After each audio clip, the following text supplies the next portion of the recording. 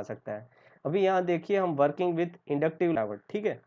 यहाँ देखिए हमने R के बदले RL लोड कर दिया। अभी L लोड आया तो L क्या करेगा, करंट को कंजप्शन करेगा, करंट को स्टोर करेगा, और वो करंट को जब जरूरत पड़ेगी तब क्या करेगा, रिलीज कर देगा, ठीक है।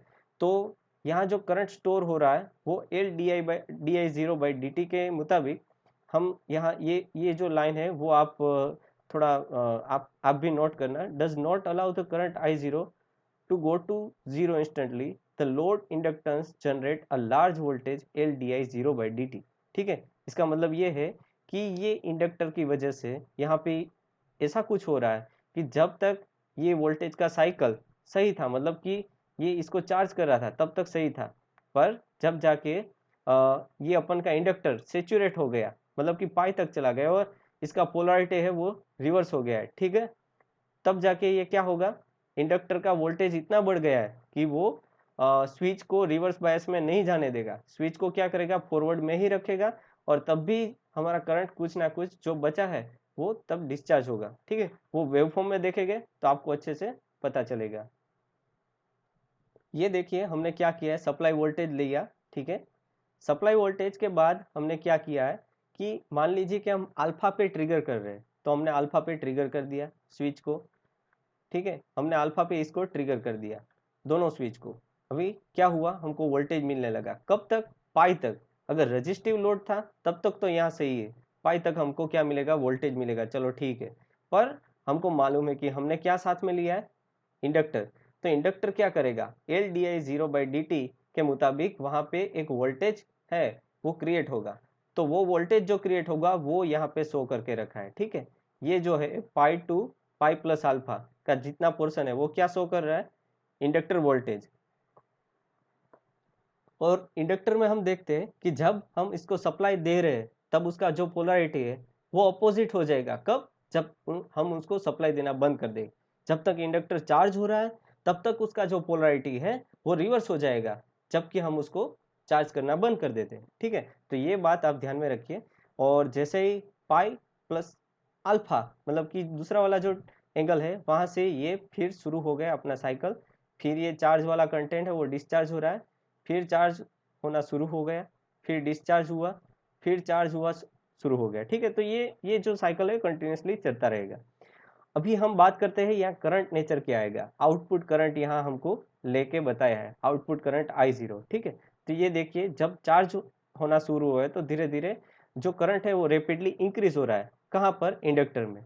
पर जब इंडक्टर का एक सेचुरेशन पॉइंट आ गया, मतलब कि यहाँ पे एंगल पाई की बात की गई, तो पाई के बाद क्या हुआ, ये करंट रेपिडली थोड़ा थोड़ा थोड़ा होके डिस्चार्ज होना शुरू हो जाएगा, फिर से ये चार्जिंग डिस्चार्जिंग चार्जिंग डिस्चार्जिंग, ये सब जो प्रोसेस है वो कंटिन्यूसली चलता रहेगा।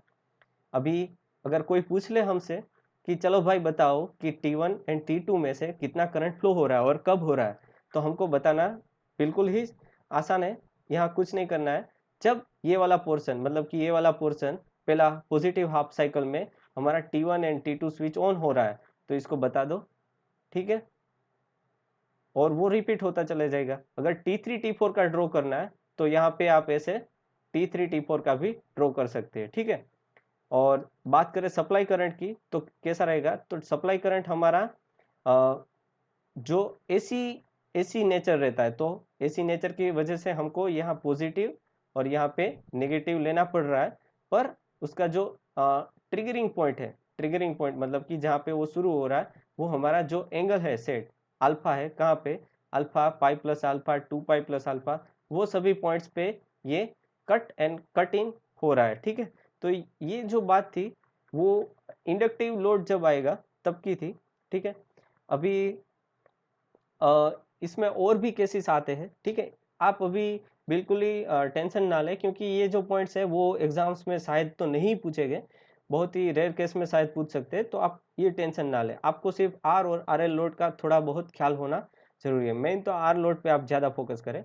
अभी हम बात करते हैं लार्ज इंडक्टिव लोड है, ठीक है। लार्ज इंडक्टिव लोड मतलब कि यहाँ पे जो इंडक्टर है उसका वैल्यू क्या है, बहुत ही हाई है, ठीक है। थोड़ा नहीं, मीडियम नहीं, बहुत ही हाई है। तो ऐसे केस में क्या होगा वो हमको जानना है। तो यहाँ पे बोल के रखा है continuous and ripple free current for large inductive load, ठीक है, उसके लिए हम देखते हैं क्या होता है। अगर कभी लार्ज इंडक्टिव लोड है तो क्या होगा कि जो आपका ये वाला पोर्शन है charging and discharging, charging and discharging, वो क्या होता चला जाएगा, धीरे धीरे इसका जो रिपल है ऐसे आ रहा है रिपल, वो कम होता चला जाएगा। वो धीरे धीरे कैसा हो जाएगा, कांस्टेंट। ठीक है, तो कांस्टेंट होने की वजह से आपको यहाँ देखिए आउटपुट करंट क्या मिल रहा है, प्योर डीसी जैसा। ठीक है, आपको आउटपुट करंट क्या मिलने लगा, प्योर डीसी। क्यों, क्योंकि इसका जो लोड है वो ज़्यादा बड़ा इंडक्टिव लोड है। ठीक है, तो जितना बड़ा इंडक्टर यूज करोगे आपका करंट का कंटिन्यूटी है वो बरकरार रहेगा। ठीक है, जितना आप इंडक्टर अच्छी वैल्यू का लोगे तो क्या है, उसका करंट स्टोरेज कैपेसिटी है वो अच्छा रहेगा, करंट अच्छे से स्टोर करेगा, तो जब डिस्चार्ज होने की बारी आएगी तो वो अच्छे से डिस्चार्ज भी होता रहेगा। तो इसमें जो वो फॉलिंग गैप रहता है, ठीक है, डिस्चार्ज का जो फॉलिंग गैप रहता है, चार्जिंग एंड फॉलिंग, वो आपको नहीं देखने को, या तो बहुत ही कम है जो हमको दिखता नहीं है। ठीक है, तो ये जो चीज़ है अगर पूछ ले एग्जाम में तो बहुत ही आसान है, आप इसको रटा मत मारो, इसको समझो तो आसानी से आपको समझ में आ जाएगा। ठीक है, फिर हम यहाँ पे और एक बात की गई है कि T1 एंड T2 के अक्रॉस में से क्या करंट फ्लो होगा।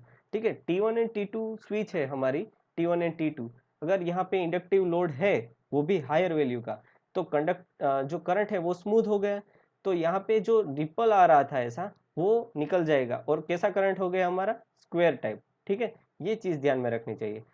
हर कहीं पर भी एसी टू डीसी कन्वर्टर में कोई भी थियरी ले लो, अगर हायर इंडक्टिव लोड है तो उसमें आपको रिपल फ्री मतलब कि रिपल इसको बोलते हैं, इसको रिपल बोलते हैं, रिपल फ्री मतलब कि कांस्टेंट, ये कुछ जो रिपल्स है, रिपल्स मतलब कि ऐसा बाउंडिंग, वो कुछ नहीं आएगा, कांस्टेंट हो जाएगा। ठीक है, जब भी अच्छा बड़ा इंडक्टर हो तब ये आपको देखने को मिलेगा।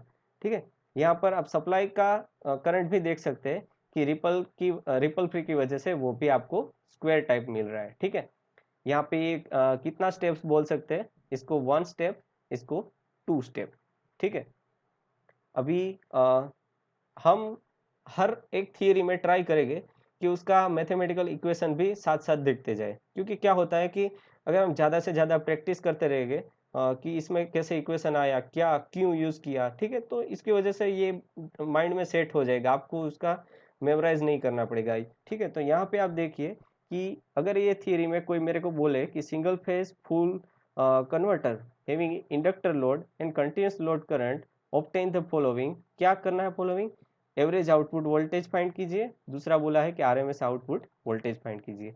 तो कोई भी थियरी में आपको एग्जाम्स में भी पूछ सकते हैं, और आपको अगर आ रहा है तो आप थियरी में साथ भी लिख सकते हैं, अच्छा इंपैक्ट पड़ेगा, आपकी अच्छी इंप्रेशन रहेगी। ठीक है, क्या है, एक तो एवरेज आउटपुट वोल्टेज फाइंड करना आना चाहिए, दूसरा आरएमएस, वो हमने इसके पिछले वाले लेक्चर में भी देखा था, आज भी फिर भी एक बार देख लेते हैं। ये देखिए, ये है हमारा general equation, output voltage find करने का general equation, 1/t 0 to t we output D omega T, इतना लिख दीजिए।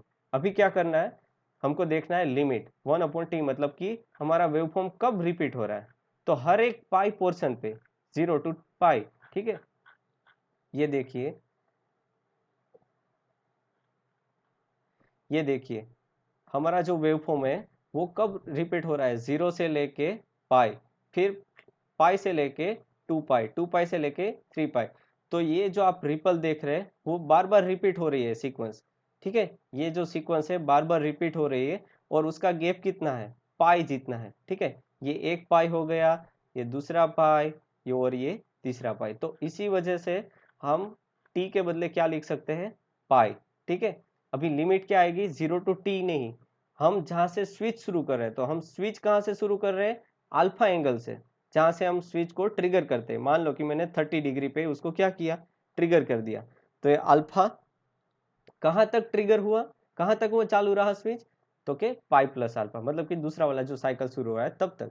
और वी ओ को ऐसे लिख सकते हैं कि इसका V M sine omega t d omega t. ठीक है, ये क्या है, कुछ नहीं है, साइन वेव का इक्वेशन है, वोल्टेज साइन वेव का। ठीक है, ऐसा आता है, उसमें साइन शो कर रहा है उसका नेचर, वी एम शो कर रहा है उसका मैग्नीट्यूड। अभी आगे बढ़ते हैं, आरएमएस वैल्यू। ठीक है, आरएमएस वैल्यू के लिए जनरल इक्वेशन पहले लिख दीजिए, फिर सेम वही स्टेप्स, 1/t के बदले 1/पाई, लिमिट हमारी चेंज हो जाएगी alpha two pi plus alpha, V O square के बदले आप डाल दीजिए वी एम साइन वाला इक्वेशन, और आखिर तक सोल्व आउट करने के बाद हमको यहाँ देखिए क्या मिला, V O R M S V M upon root two. ठीक है, ये हमारा हो गया R M S voltage equation.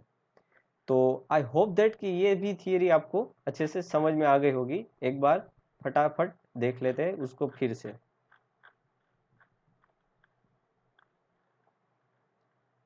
ठीक है, वर्किंग विथ इंडक्टिव लोड, उसके अंदर हमने देखा कि इंडक्टिव लोड आता है तब क्या होता है, तो कि कुछ इंडक्टर स्टोर करता है, तो ये वाला नेगेटिव पोर्शन क्या शो कर रहा है, इंडक्टर का स्टोरेज, वो वोल्टेज का वेवफॉर्म था। उसके बाद हमने करंट में देखा कि करंट चार्जिंग होता है इंडक्टर के अंदर और फिर डिस्चार्जिंग होता है। तो ये साइकिल हमको रिपीटेटिव मिलती है।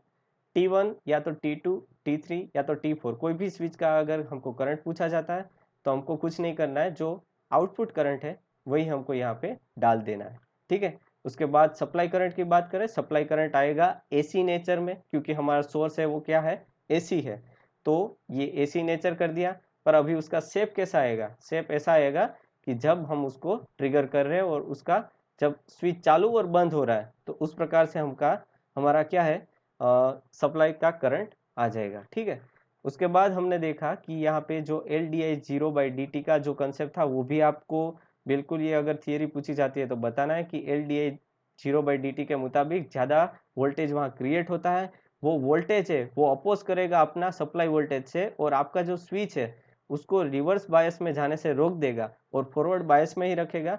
और इसी वजह से आपको यहाँ पे ये डिस्चार्जिंग करंट स्विच ऑफ होने के बाद भी, ये देखिए पाई के बाद भी आपको करंट इसलिए मिल रहा है क्योंकि इंडक्टर उसको सपोर्ट कर रहा है। ठीक है, फिर रिपल फ्री की हमने बात की, रिपल फ्री मतलब कि ज़्यादा बड़ा इंडक्टर हो तब भी हमको ये शब्द सुनने में आएगा रिपल फ्री। ठीक है, यहाँ पर, और इसका हमने आउटपुट एवरेज वोल्टेज और आरएमएस वोल्टेज फाइंड कर लिया।